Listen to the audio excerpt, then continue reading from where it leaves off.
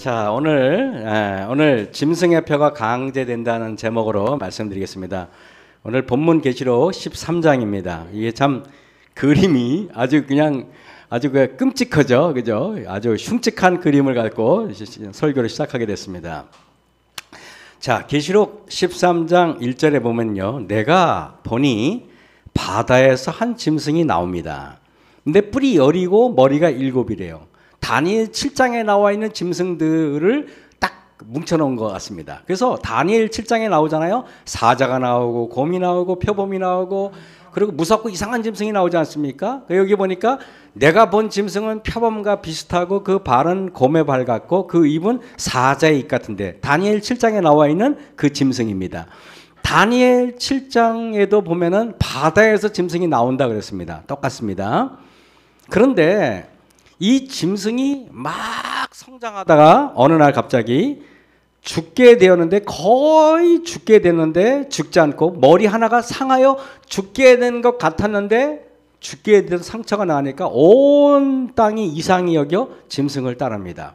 그래서 온 지구가 그를 따르는 종교, 그가 바로 마귀입니다. 그죠?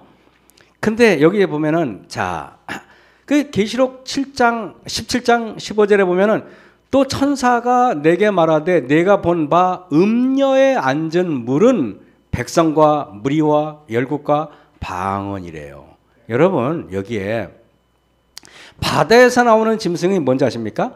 바다에서 나오는 짐승은 물이라는 것은 물, 바다 이런 것들은 많은 백성, 무리, 열국이래요. 다시 말하면은 기존에 있는 여러 제국도 열강들 사이에서 나오는 나라인데 이 나라가 바로 다니엘 7장에 나와 있는 그 바로 작은 뿔, 그 작은 뿔이 우리가 아는 교황권을 말하는 거겠죠. 자, 그런데 계시록 13장 11절에 또 다른 짐승이 나와요. 내가 보면 또 다른 짐승이 땅에서 올라오니 어린 양같이 두 뿔이 있고 용처럼 말하더라. 이 짐승에 대해서 오늘 제가 여러분 얘기합니다. 자, 그런데 여러분 또 다른 짐승, 아까는 바다에서 짐승이 올라오는데 이번엔 뭐라고요? 땅에서 올라온대요. 그렇죠. 우리가 보면은 땅에서 올라온 짐승은 물의 반대 아닙니까? 물의 반대는 땅이잖아요. 그래서 물은 많은 사람들이 살고 있고 많은 열강들이 있는 곳을 말하는데 땅은 반대입니다. 즉 열강과 무리가 없는 거의 문명이 존재하지 않는 땅을 말하는 거죠. 그래서 사람들이 많이 살지 않는 지역에서부터 올라온 강대국이 있다면 이 지구상에 누구밖에 없어요? 미국밖에 없죠. 그죠? 그래서 여기 이 땅에서 올라온 양 같은 짐승은 사람들이 살고 있는 곳에서 전쟁을 통해서 생겨난 나라가 아니라 문명이 별로 없는 곳. 그래서 겨우 인디안들하고 싸워서 일어난 나라가 어디예요? 미국이죠. 자, 그래서 두 번째 짐승의 정체를 묘사하기 위해서 계시록 13장 그 11절 이하에 보면은 이 나라를 짐승, 땅, 새끼양, 용 이렇게 네 단어로 설명합니다. 그죠? 짐승, 땅, 새끼양, 용 이렇게 네 단어로 얘기합니다. 여기서 짐승은 다니엘 7장 17장 다니엘 7장 제가 잘못 썼어요. 다니엘 7장 23절에 보면은 이게 짐승은 나라를 상징해요. 그래서 사자라는 짐승은 바벨론이라는 나라를 말하고 여러분 아시죠? 그죠? 곰이라는 짐승은 메데페르시아라는 나라를 말하듯이 여기에 짐승은 나라를 말하고 새끼 양은 여러분 기독교의 정신으로 세워진 나라죠. 예수님을 뭐라고 말해요? 어린 양이라고 하잖아요. 세상 죄를 지고 가는 하나님의 어린 양이로다. 요한복음 1장 29절에 나오잖아요. 그죠? 자, 그런데 여러분 즉 땅에서 올라올 때는 새끼양 같은 청교도 정신을 가지고 등장하지만 나중에는 용 같은 즉 사단 같은 성격으로 돌변하는 나라. 그래서 일부러 계시록 13장에 땅에서 올라온 짐승을 말할 때 새끼양이라고 말했던 것은 처음에 시작할 때 새끼일 때는 양이지만은 이것이 나중에 성장해서는 뭐라고요? 용처럼 된다. 이런 나라가 지구상에 어디밖에 없어요? 미국밖에 없죠. 자, 땅에서 올라온다고 하는 단어를 보면은 원어 헬라어로 보면은 자라나다, 식물처럼 솟아오르다라는 뜻 단어로 돼 있어요. 그래서 이걸 보면은요, 여기 GA 타운샌드라는 사람이 뭐라고 말했냐면은 미국은 그 공허한 곳으로부터 나아오는 신비함이 있고 마치 씨앗이 조용히 자라 큰 제국으로 성장하는 것과 같다. 이렇게 말했어요. 역사가가 말했어요. 제대로 된 표현입니까? 여러분 그런데 보세요. 계시록 13장 12절에 그가 즉 미국이 먼저 나온 짐승의 모든 권세를 그 앞에서 행하고 땅과 땅에 거하는 자들을 처음 짐승에게 경배. 처음 짐승이 뭐예요? 바다에서 올라온 짐승이죠.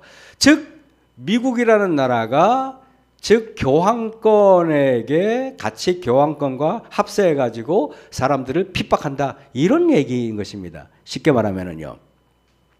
자, 인디안과 결혼한 정도의 미국이 전 세계의 패권 국가가 된다는 것이 1880년도, 1890년대에는요. 이해할 수 없는 거예요. 그 당시 미국이라는 나라는 그냥 약한 나라였어요. 그냥 이렇게 변방에 불과했어요. 그 당시 세계의 패권은요, 처음에 뭐 스페인이라든가 포르투갈이라든가 네덜란드가 지나고 나서 프랑스 이런 나라가 지나고 나서 뭐예요? 영국이 세계를 좌지우지할 때예요. 그때 당시에 모든 세계의 최강대국은 어디 있었어요? 유럽에 있었어요. 여러분 잘 아시잖아요. 그런데 그때 여러분 우리 제7일 안식일 예수재림교회의 존 앤드루스 목사님을 제가 소개합니다. 이 목사님은요, 어떤 목사님이냐면요, 제가 1990년 8월 3일에 유럽 땅에 딱 밟았을 때 어느 도시로 갔냐면 우리 처남이 바셀에 살았어요. 바셀, 스위스 바셀에. 스위스 바셀은 어떤 도시냐면은 이런 거예요. 북쪽으로 조금 올라가면은 독일이고 서쪽으로 조금 가면은 프랑스고 여기는 스위스인데 하루가 아니라 한 시간에 세 나라를 왔다 갔다 할 수 있는 나라예요. 한 시간에. 실제로 가서 조금만 가면 바셀이에요. 바셀. 근데 거기에 여러분 그 대청회에서 처음으로 파송된 선교사가 바로 앤드루스 목사님인데 그 바셀 교회에 제가 다녔어요. 역사적인 교회입니까? 저는 처음에 몰랐어요. 저는 그래서 그 뜻깊은 교회 이걸 알고 갔으면 좋았을 텐데 너무 무식해서 가서 그 교회가 어떠한지 모르고 가서 나중에 공부해 보니까 제가 공부한 교회가 이 목사님이 우리 제7일 안식일 예수 재림교회 유럽에 최초로 파생된 그 교회에 제가 있었어요. 거기에 있었다고 해서 뭐 영적으로 나아지는 건 별로 없습니다. 여러분 그때 기대하지 마시기 바랍니다. 그런데 그 목사님은 어떤 목사님이냐면은 그 헬라어로 신약성경 있죠. 신약성경을 영어로 암송하는 건 너무 쉬운 일이다 싶어서 원어 헬라어로 마태복음부터 계시록까지 몽땅 암송한 목사님이에요. 얼마나 성경을 좋아하시는지 알겠습니까? 엘리지 파인 여사가 존 앤드루스 목사님을 유럽에 보낼 때 유럽에 있는 지도자들 편지를 썼어요. 이렇게 편지 썼습니다. 여러분, 제가 알고 있는 가장 영적이고 가장 훌륭한 목사님을 유럽에 보냅니다. 그 목사님이 바로 앤드루스 목사님이에요.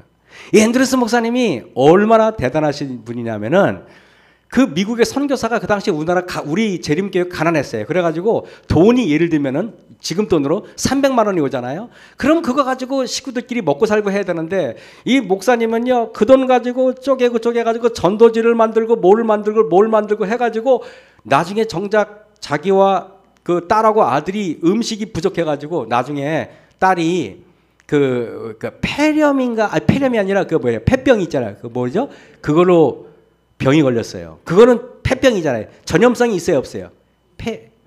폐결핵 맞아. 왜 이렇게 생각이 안 나는 모르겠어. 알고는 있었는데 폐결핵인데 그러니까 와이프인이 편지를 썼어요. 목사님 그 딸하고 격리를 시키십시오 그랬어요. 근데 목사님이 울면서 이렇게 말했어요.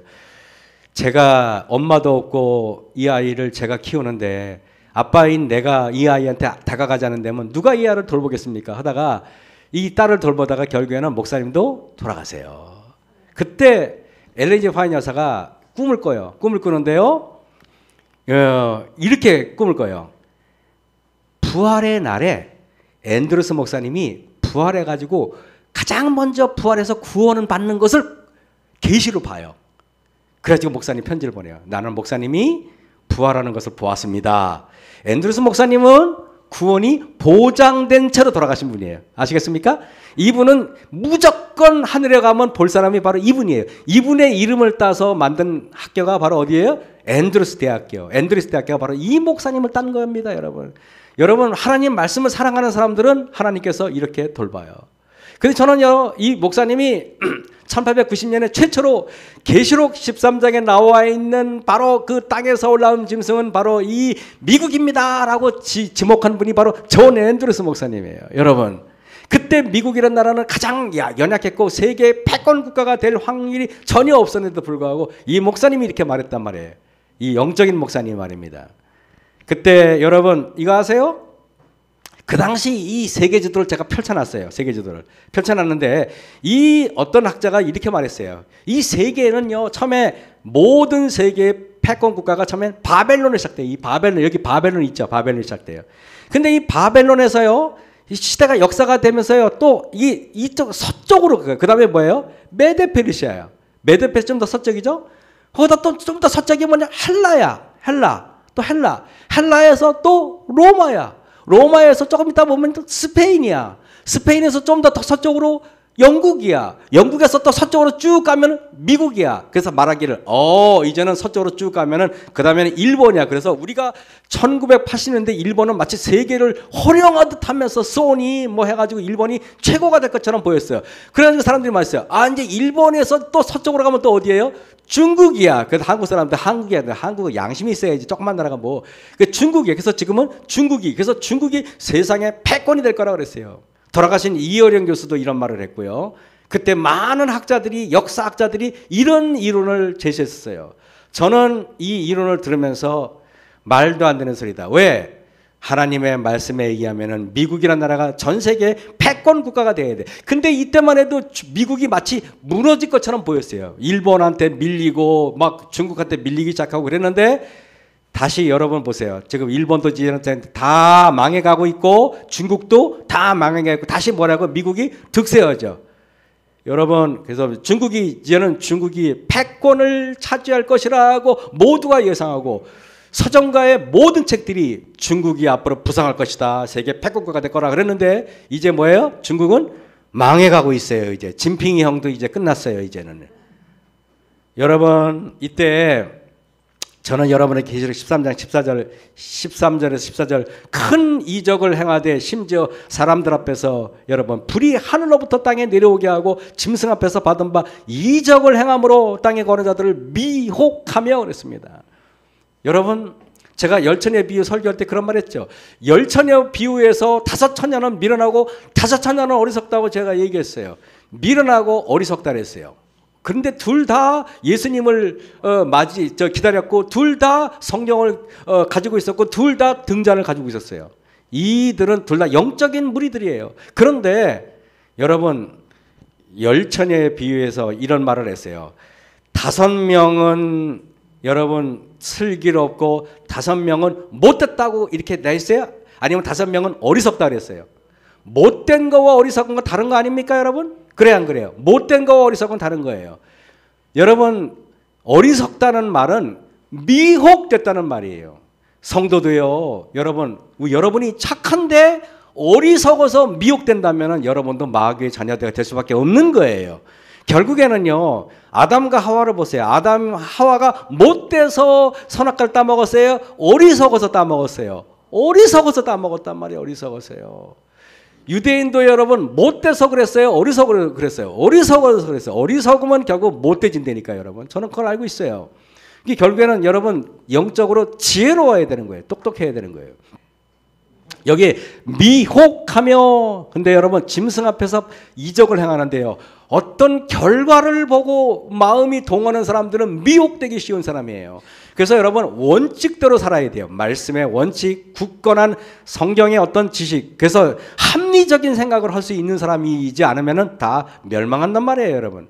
미혹되지 않으려면 여러분 성경을 많이 보시고 지혜로워서 존 앤드루스 목사님처럼 부활의 그날에 가장 먼저 부활하는 것을 하나님께서 보장받고 돌아가시라 이겁니다.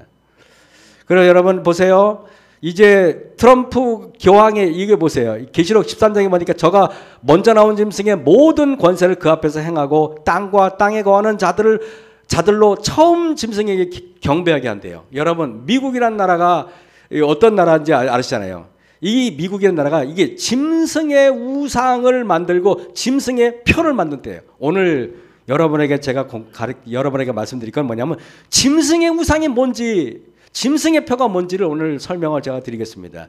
짐승의 우상이 뭔지, 짐승의 표가 뭔지. 그럼 여러분에게 제가 말씀드릴게요. 짐승의 우상이 뭡니까? 라고 물어보면 여러분은 답변할 수 있겠습니까? 짐승의 우상이 뭔지. 신기하게 제7일 안식일 예수님 교인들이 짐승의 우상에 대해서는 많이 들었는데 진짜 짐승의 우상의 실체가 뭔지를 물어보면은 여러분에게 물어보면 당황스럽죠, 그죠? 솔직히 말하면 제가 여러분들에게 당황스러운 것은 재림교회 전반적인 문제이기 때문에 제가 여러분에게 오늘 배우면 되니까 너무 이렇게 의기소침할 필요는 없습니다. 자, 우상이란 뭐냐? 우상이라는 것은요, 이미지, 영어로 이미지죠. 이미지, 형상, 복사품입니다. 우상. 우상이라는 게 뭐냐면 이겁니다. 예를 들면은 트럼프의 우상은 트럼프의 아들이에요. 그러면 우상이 있다면은 원본이 있죠. 트럼프가 있다면 트럼프 아들이 있다면 트럼프의 원본, 우상의 원본은 뭐예요? 트럼프죠. 짐승의 우상이라는 것은 짐승의 우상이 있다면 그 짐승의 원본이 있다는 거예요. 원본이 있다는 거죠. 이해하셨습니까? 그래서 여기 보세요. 고린도후서 그리스도는 하나님의 형상이래요. 요한복음에 이런 말 있죠. 예수님 하나님 보여주세요. 그랬더니 예수님이 그런 말씀을 하세요. 나를 본 자는 뭐라고요? 아버지를 보았느니라 그랬어요. 그죠? 맞죠? 그죠? 왜요? 예수님은 이 하나님의 형상이기 때문에 그런 거예요. 맞습니까? 그죠? 그다음에 또 보세요. 고린도서 1장 15절에 보면 그는 보이지 아니하는 하나님의 형상이시오 그랬어요. 예수님은 하나님의 형상이에요. 예수님을 본 자는 아버지 하나님 봤다 그랬어요. 왜? 예수님이 아버지의 이미지이기 때문에, 예수님이 아버지의 복사품이기 때문에 그런 것입니다, 여러분. 그죠? 자, 그렇다면 여러분, 우상은 반드시 그 실제적인 원본이 있어야 돼요. 짐승의 우상이란 짐승의 복사본이므로, 그러면 여러분, 짐승의 우상이란 말은 미국의 짐승의 우상을 만든다는데 그 짐승은 무슨 짐승을 말하는 거예요? 바다에서 올라온 짐승이라고 제가 얘기했잖아요. 그죠? 그러면은 미국이 바다에서 올라온 짐승의 우상을 만든다는 겁니다. 즉 바다에서 올라온 짐승과 비슷한 짓을 한다 이 말입니까, 여러분? 그 말이죠. 다시 그럼 보겠습니다. 자, 계시록 13장 14절에 짐승 앞에서 받은 바 이적을 행함으로 땅에 거는 자들을 미혹하며 땅에 거는 자들에게 칼에 상하였다가 살아난 짐승을 위하여 우상을, 여러분, 칼에 상하였다가 살아난 짐승을 위해서 만든 우상을 뭐라고 말해요? 짐승의 우상이라니까요. 어렵지 않죠, 그죠? 어렵지 않죠. 자, 그렇다면 보세요. 칼에 상하였다가 살아난 짐승을 위하여 우상을 만들어라. 즉 바다에서 올라온 짐승과 똑같은 것들을 만들어라 이 말입니다. 즉 바다에서 올라온 짐승과 똑같은 짓을 하는 어떤 그런 단체를 만들어내는 것입니다. 그게 도대체 뭔가를 보겠습니다. 자, 여러분, 첫 번째 짐승은요, 이래요. 신실한 교회를 시작했어요. 천주교가 처음부터 배도한 거 아닙니다, 여러분. 처음에 사도 여러분 12제자가요. 유다 빼고요. 열심히 유럽에 가가지고 전도했어요. 그들이 시작된 게 교회의 시작이에요, 여러분. 아시겠습니까? 그게 처음엔 신실하게 시작했어요? 아니면 배도했어요? 신실하게 했다니까요. 여러분 그거 아셔야 됩니다. 처음에 교회는 신실했습니다. 그러다가 배도하기 시작해요. 데살로니가 후서에 나오잖아요. 데살로니가 교인들이 바울님 언제 예수님 재림해요? 그랬더니 사도 바울이 이런 말하죠. 데살로니가 후서 2장 몇 절 이하에 이렇게 말하죠. 먼저 배도하는 일이 있고 저 불법의 사람 곧 멸망의 아들이 나타나기 전에는 아직까지 그런 일은 아니다 그랬어요. 다시 말하면 사도 바울이 복음을 전도할 때까지 교회는 신실했고 교회는 깨끗했고 교회는 경건했단 말이에요. 근데 언제부터 그래요? 콘스탄티누스 황제가 되고 나서 AD 300 몇 년, 여러분 아시잖아요. 줄줄이 나 침례 받을 때 맨날 그것만 공부했어요. 이제 머릿속에 다 알죠, 여러분. 그죠? 그때가 정치 세력과 연합을 해요. 교회는 정치와 연합될 때 무조건 썩게 돼 있어요. 명심하십시오. 근데 여러분들이 얼른 눈치채셔야 돼요. 그러면 미국이라는 나라는 이 단계를 거칠 것 같아, 안 거칠 것 같아요? 빨리 말해보세요. 그래, 거쳐야지. 거치죠. 그래, 나도 신나지. 왜? 그럼 미국이라는 나라가요, 이슬람 국가로 시작되면 돼야 안 돼요? 안 된다 그랬잖아. 내가 신실한 교회로 시작돼야 되지. 그래서 미국이라는 나라가 청교도로부터 시작돼야 되는 거예요. 맞아요, 안 맞아요? 맞잖아요, 여러분. 맞죠? 너무 놀랍게 여러분 오늘 제가 여러분이 쉽게 이해를 했으면 좋겠어요. 그래서 두 번째 여기 보면 그 다음에 정치 세력과 연합하면 하나님 백성들을 핍박하는 일이 벌어져요. 그럼 미국도 앞으로 이런 단계를 거쳐가겠다는 말입니까? 거쳐가겠다는 말이에요. 자, 여러분 그렇다면 보세요. 자, 미국 이제 짐승의 우상인 땅에서 올라온 뉴스 보겠습니다. 신실한 청교도들로부터 시작되죠. 그 다음에 뭡니까? 배도하여 정치적인 세력과 연합하는 일이 분명히 일어날 겁니다. 그 대표적인 게 바로 럼프 형님이 그렇게 되기 시작합니다. 두 번째 보겠습니다. 여기 보면은 하나님의 백성들을 그 다음에 핍박합니까? 핍박해요.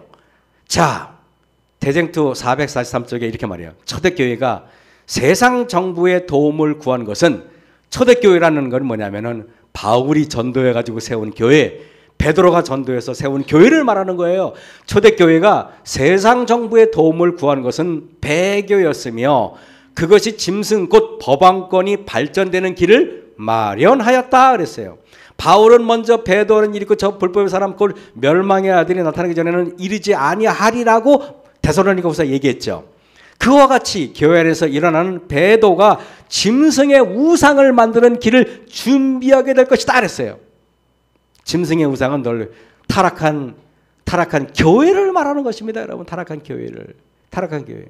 그러면은 여러분 또 보세요. 대쟁투 443쪽에 보겠습니다. 그러므로 짐승의 우상은 자기의 교리를 강요하기 위하여 국가의 권력의 도움을 구함으로 생겨나게 될 배교한 개신교들의 단체를 나타낸다. 여러분 이제 머릿속에 정리합니다. 짐승의 우상이란 뭐예요? 배교한 개신교를 뭐라고요? 짐승의 우상이라고 말한다. 맞습니까? 제가 얘기하는 게 아니라 예언의 신에 나와 있잖아요. 대쟁투에. 이 마지막 때 제가 여러분에게 늘 호소하잖아요. 마지막 때 제7을 안식일 예수 재림 교인들은 예언의 신을 읽지 않으면 재림 교인이 아니에요. 여러분 유대인들은요 신약 성경을 읽지 않았기 때문에 예수님을 십자가에 못 박는 유대교로 전락했죠. 우리는 유대교로서는 하늘에 갈 수 없어요.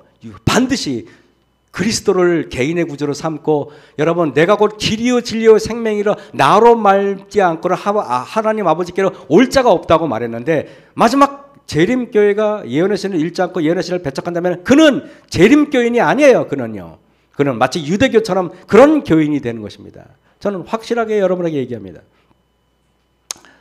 47대 트럼프 대통령 당선을 위해서 목회자들이 모였어요.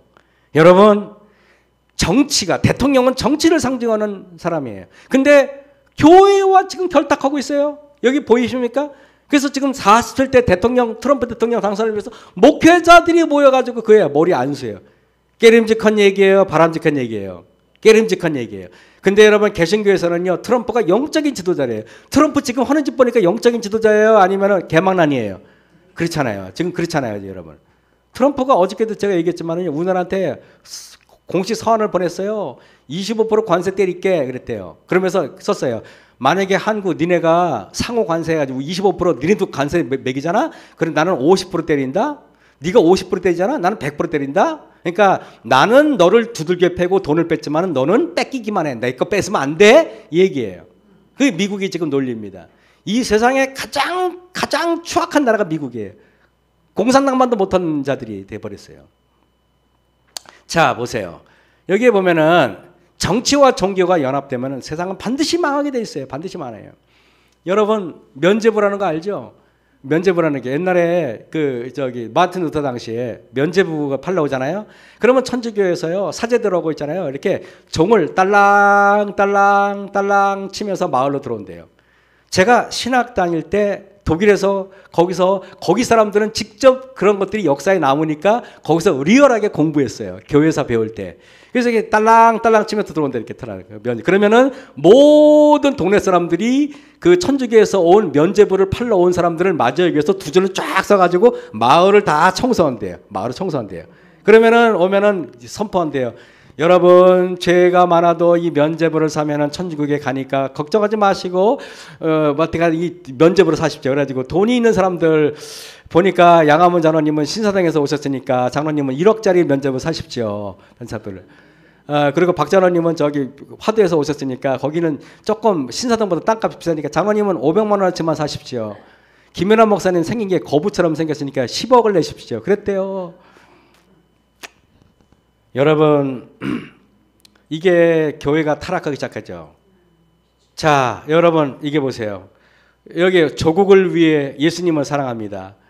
트럼프가 목사들이요 삥 둘러싸 가지고 트럼프에다 안수기도 하는 거예요, 여러분.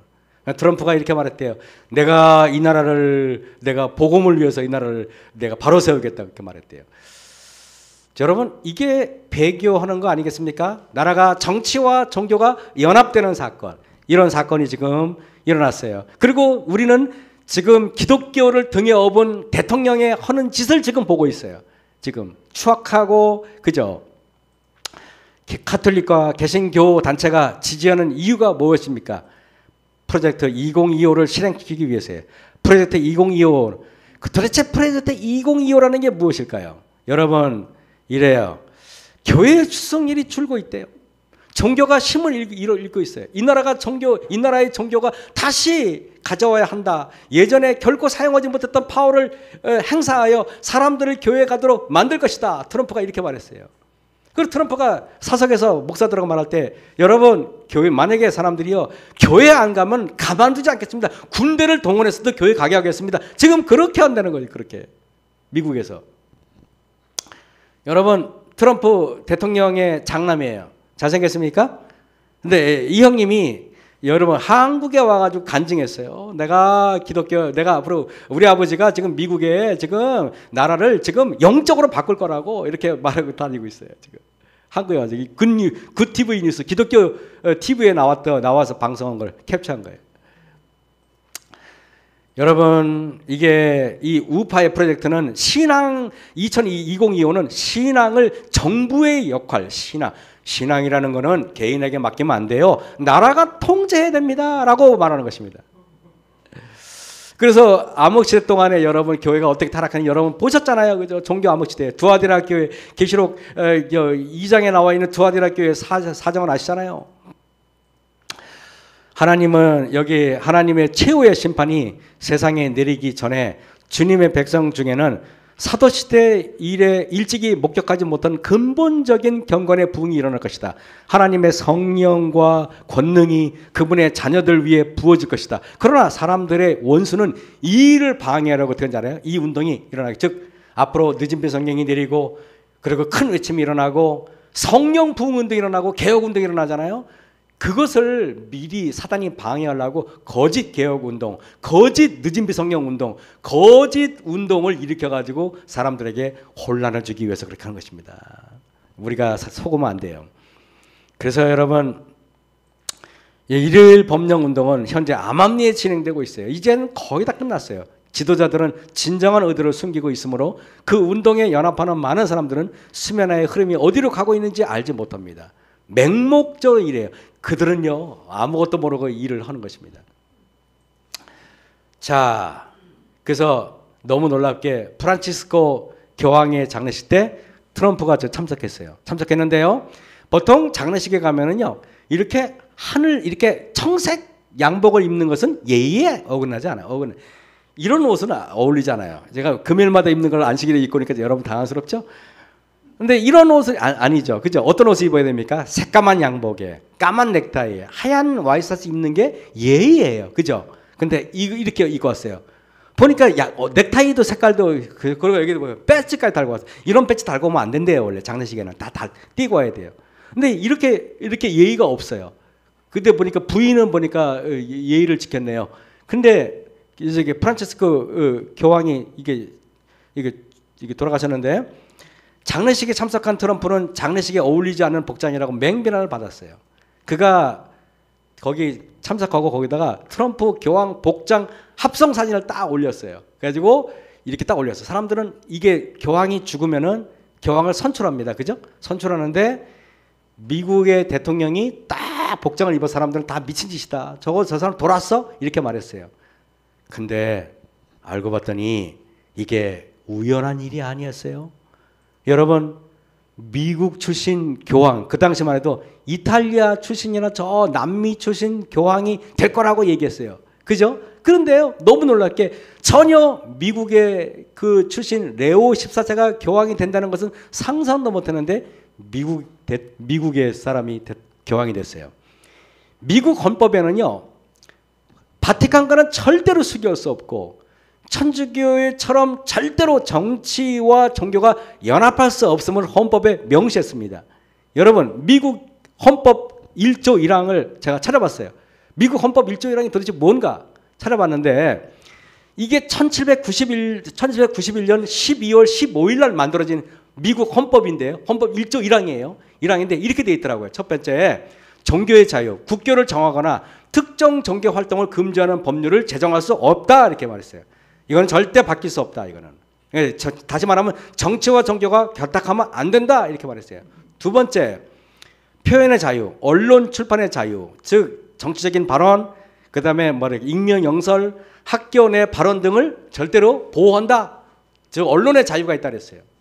세 번째 뭐냐면은 집회, 그 다음에 청원 권리, 평화로운 집회와 정부에 대한 불만 해결을 위한 어떤 청원이든 어떤 집회든지 다 허락해야 된다. 이렇게 이게 미국 헌법 1조 1항에 나와 있는 이야기들이에요.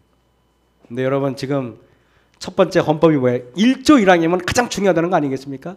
근데 자, 미국 바티칸이 1984년 1월 10일 날 미국 로널드 레이건 대통령과 요한 바오로 2세가 수교에 서명합니다. 있을 수 없는 짓이잖아요, 이게.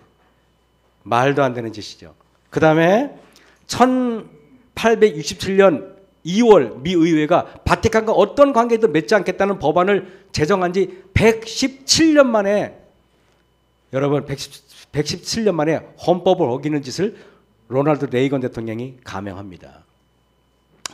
자, 에큐메니컬 운동이 지금 일어나고 있어요. 지금 여러분 지금 세상은요, 천주교를 중심으로 모든 종교가 지금 한 개로 연합되고 있어요. 그래서 바티칸 교황 주도로 진행되고 있는 에큐메니컬 운동을 WCC라 그래요. 그래서 여러분 지금 2020년에 그 교황하고 이슬람 종교 지도자들하고 또 유대인들하고 만나가지고 회의를 했어요. 뭐라고 회의인지 아십니까? 야, 우리가 이제 하나로 돼야 되지 않겠냐. 그래서 우리가 상징적으로 종교 연합 운동의 상징적인 건물을 만들자. 그게 바로 아브라함 하우스예요. 여러분 보세요. 이슬람의 조상이 누구예요? 아브라함이죠. 아브라함이에요. 그래서 이슬람 그 사람들께서 아브라함이 이슬람의 창시자예요. 실제로 아브라함. 그 다음에 보세요. 아브라함의 아들이 이스마엘이니까. 자, 유대교의 창시자는 누구예요? 아브라함이에요. 기독교에서 믿음의 조상이 누구예요? 우리가 별 때 아브라함이에요. 그러니까 아브라함의 자식들에게서 다 나타났네. 그 집을 3개 짓자. 그래가지고 아브라함 하우스 보니까 그래도 어떻게 됐냐면 여기 뭐라고 하냐면 이슬람 모스크, 기독교 성당, 유대교 성당 하나를 넣었어요. 그래서 이게 뭐냐면 이 아브라함 패밀리 하우스라고 이름 딱 줬어요. 그럴싸합니까? 이게 여러분 2020년에 이렇게 회의를 하고 건축에 들어가서 2023년 2월 15일 날 완성해서 개관식을 했습니다. 끝났어요, 개관식이. 재작년에. 자, 계시록 13장 2절에서 5절, 18장에 보면은 심센 음성으로 외쳐 가로되 무너졌다 큰 성 바벨론이요. 그래서 여러분 우리가 여기 말했어요. 귀신의 처소와 각종 더러운 것이 모이는데 나중에 천사가 밝은 빛을 딱 보이니까 보니까 자기들이 하나님의 성전이라고 알았던 천주교회가 귀신의 처소라는 걸 알고 사람들은 깜짝 놀라죠. 그때 사람들이 나오는 거예요. 여러분 미국 학교에서 트럼프가 대통령이 되고 나서 강제로 10계명을 학교에다 달아라 했어요.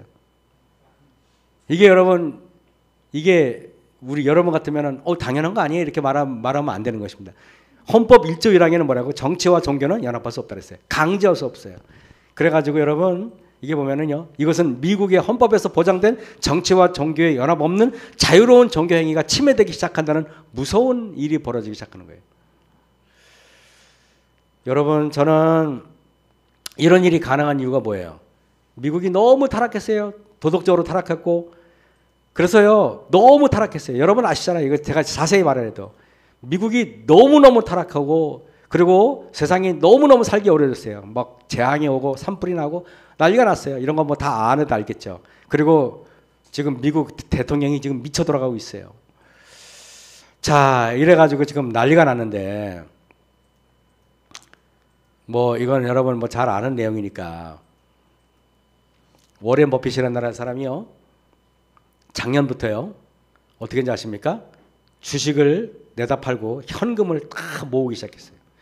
그래가지고 워렌 버핏이요, 현금을 모아가지고 우리나라 1년 예산이 639조 원인데 워렌 버핏이 최근에 449조를 다 주식을 팔아버리고 현금화했대요. 이 말은 뭔지 아십니까? 결국 주식이 아주 완전히 추락한다는 거예요.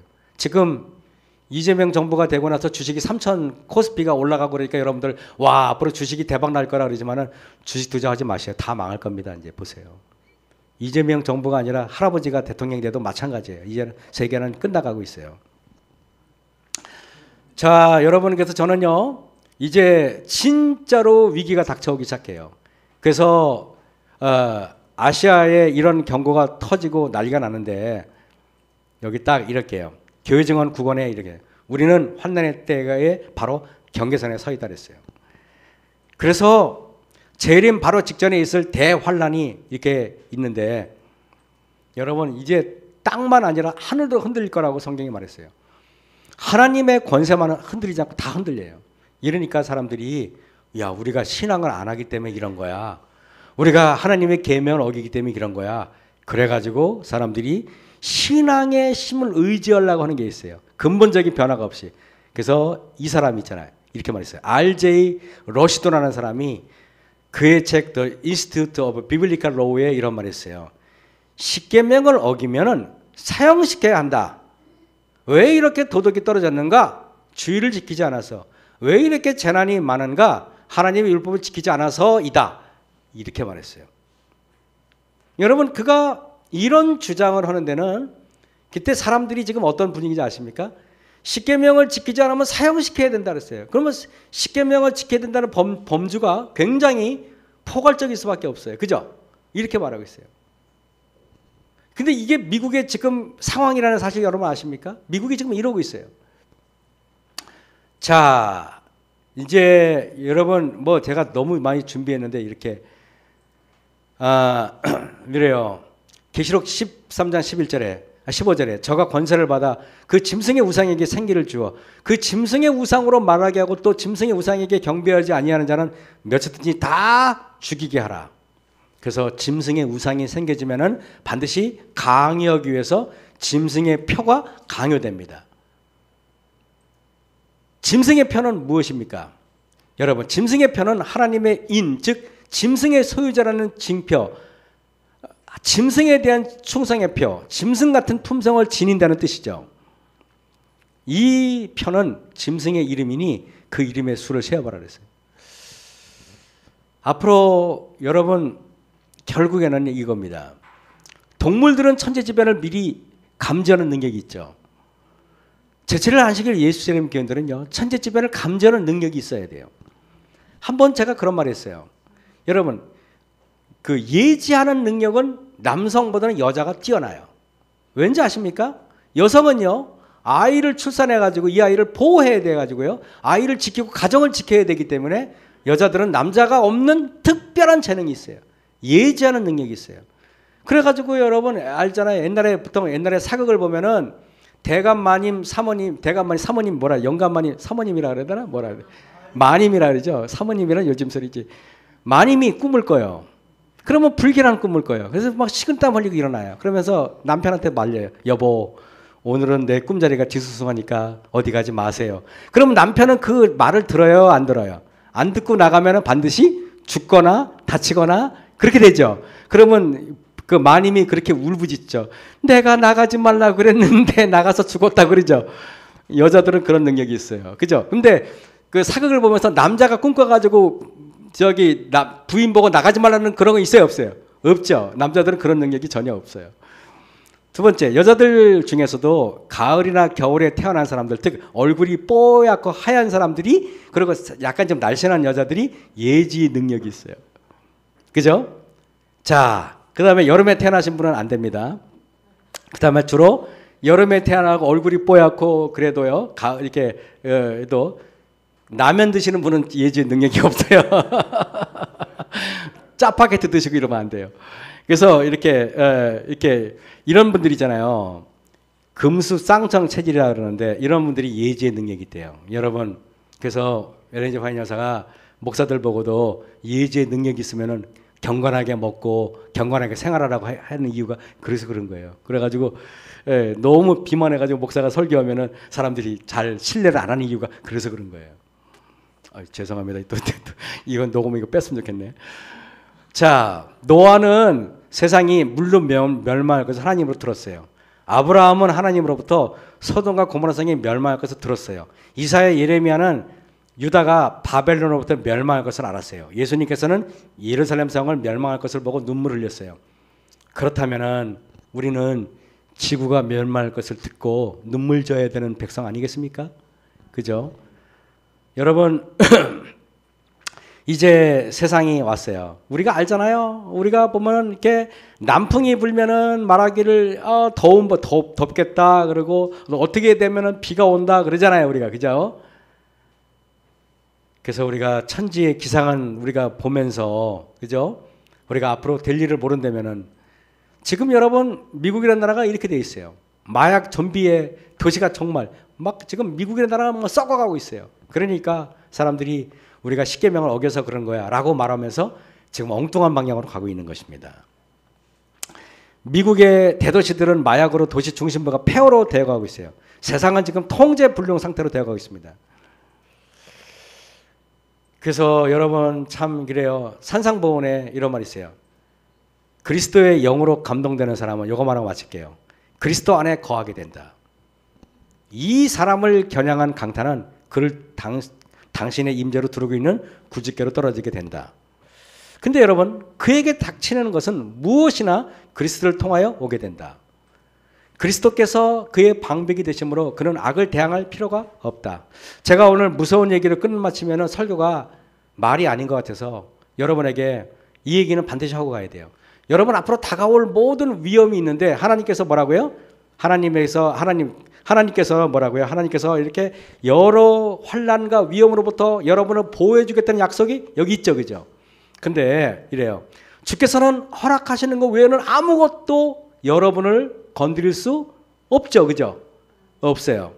여러분, 그리고 주께서 허락하시는 것은 모든 것이 합력하여 선을 이루게 된다는 것이 하나님께서 우리에게 주신 약속이에요.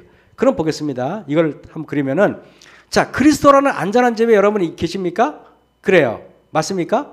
그래서 여러분 어떤 환란이 와서 강타가 와요. 그렇지만 여러분들은 보호가 됩니까?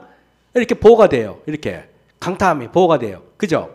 근데 여러분 항상 이렇습니까? 저는 여러분에게 이거 보세요. 이렇게 보호가 되는데 그리스도는 안전한 집이 있는데 근데 어떤 거는 이 보호를 뚫고 들어와. 그래서 여러분들이 암에 걸리고 어려운 일이 벌어져야 안 벌어져요? 벌어져요. 또 이렇게 강타가 뚫고 들어와요. 지금 아까는 방벽을 뚫었어요, 안 뚫었어요? 뚫고 들어왔어요? 뚫고 들어와서 여러분들을 지금 공격합니까? 그래서 근심이 있어가지고 오늘도 여러분들 얼굴이 수심이 좀 약간 있습니까? 있죠? 약간 5% 있는 사람도 있고 저기 김영수 사람 막 이러는 거 보니까 눈물이 나는데 그죠? 강타가 뚫고 들어왔습니까? 그죠?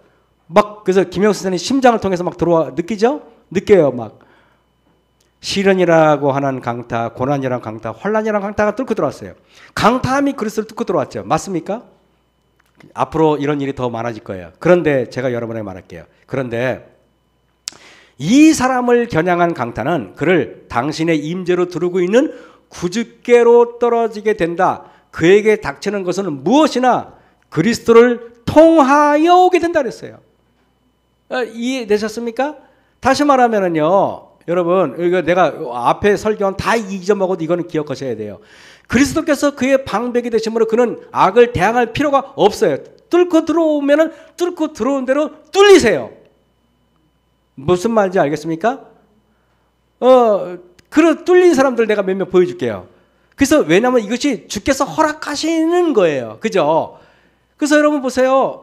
자, 창세기 45장 5절에 뭐 요셉이요, 하나님의 보호를 받는 줄 알았는데 구덩이에 던져지고 애굽에 팔려가고 정살이하고 그것도 모자라가지고 여자한테 어떻게 누명을 뒤집어서 강간범으로 몰아가지고 감옥에 들어가요. 그리고 나중에 형들을 만나서 요셉이 이런 말이에요. 당신들이 나를 이곳에 팔았으므로 근심하지 마소서, 한탄하지 마소서. 하나님이 생명을 구원하시려고 나를 당신들 앞서 보내셨어요. 다시 말하면 내가 이렇게 시련을 당하고 이런 어려움을 당하는 것은 하나님께서 나에게 하늘 영원한 본향을 정말로 확정하기 위해서 이렇게 어려움을 주시는 거야 라는 것입니다. 이거를 이해하시면 여러분들은 신앙이 너무 행복할 거예요. 그래서 창세기 39장 2절에 요셉과 함께 하심으로 그가 형통한 자가 됐어요.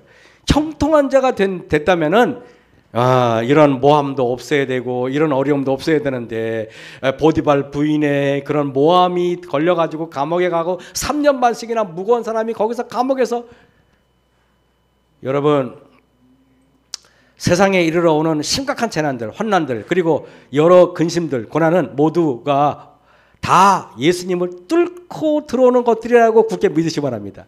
하나님께서 뚫고 들어왔다는 것은 하나님께서 허락했다는 말이에요. 하나님께서 허락했다는 말은 여러분들에게 보호를 안 해주신다는 말이 아니라 뭐라고요? 여러분들은 뭔가 더 나은 사람으로 만들기 위해서 그렇게 했다는 말이겠죠? 그죠?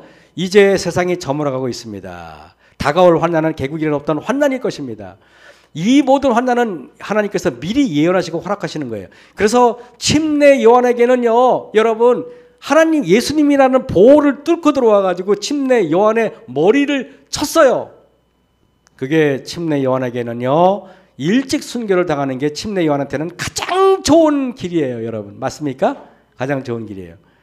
여러분 그래서 너는 범사의 그를 인정하라. 그리하면 내 길을 지도하시리라. 인정하시기 바랍니다. 예수님을 믿으시고 그분이 나에게 허락했다는 시험을 여러분 인정하시고 감사하시기 바랍니다. 그래서 여러분 보세요. 이사야 45장 7절에 나는 빛도 짓고 어둠도 창조하며 나는 평안도 짓고 환난도 창조한다 그랬어요. 여러분 이걸 아셔야 돼요. 그래서 환난도 창조하고 어려움도 창조해서요. 어려움도 때로는 우리가 하늘 가기 위해서 필요하니까 어둠도 짓고 환난도 짓는 거예요. 그래서 여러분들 반은 껌껌하다가 반은 환하잖아요. 여러분 그래 안 그래요? 공평하지 않습니까? 지금은 여름이 길지만 겨울 되면 여름이 짧아지잖아요. 낮이 길고 그래 안 그래요? 그렇습니다. 그렇다면 우리는 무엇을 준비해야 할까요? 간단하게 영적인 준비가 있고요, 육적인 준비가 있어요. 저는요 이렇게 생각합니다. 여러분 육적인 준비는 우리가 뭐 시골 이것도 격리된 곳에 앞으로 이렇게 될 텐데, 근데 여러분 육적인 준비가 중요해요? 영적인 준비가 중요해요? 영적인 준비가 중요해요. 영적인 준비 중요해요. 그래서 오늘 시간이 없으니까요, 여러분에게 원고 63쪽에 1908년 완전 무장은 필수적인 것. 하나님의 모든 사람, 하나님의 모든 사람이, 하나님은 모든 사람이 다가오는 큰 사회를 대비하여 완전 무장을 하고 있기를 바라신다. 그죠? 그래서 뭐 일요일 시험령이 나고 미국이 어떻고 그게 뭐가 중요하겠습니까? 그죠? 그래 안 그래요? 예수님께서 여러분의 안전차라는 것, 예수님을 인정하시고 믿으시고 그분께서 여러분 죽으라면 죽고 살라면 사는 것입니다. 그다음에 어려움을 겪으라면 겪는 것입니다. 하나님께서는 여러분을 사랑하십니다. 그죠? 결국에는 우리가 이 땅이 우리의 피난처가 아니라 하늘 본향이 우리의 영원한 안식처라는 것을 잊지 않으시기 바라면서 오늘 말씀을 마치겠습니다.